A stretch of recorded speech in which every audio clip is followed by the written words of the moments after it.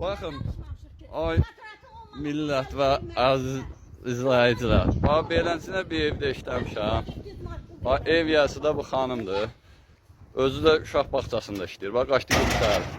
Bax, işləmişəm. Bax, polisə də məlumat vermişəm. 3 gündür mənim işimə baxan yox. İndi hal-hazırda mən də bunu söküb tökürəm yerə. Ha, deyim. Baxın.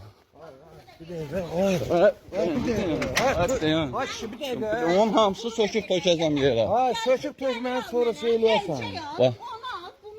Bax. Gəlmişəm, sənin həyətində işləyirəm. Sənin materialını mən almalıyam. Nə material? Material bilmirsən, nə material? Əlcəkdir, almalısan. Fibradır, almalısan. Matandır, almalısan. İkinci dəfədir ki, mənim evim var. Soruş da, bax, onun qonşunun hamısı ağla işi gördü. Qonşu maraqlandırmır. Kvadrat Hamısı- olmadan girmədin sən bu evə. Ay, sağ ol. Nəyə oxşuyur, nə sigana oxşuyursan, neysən?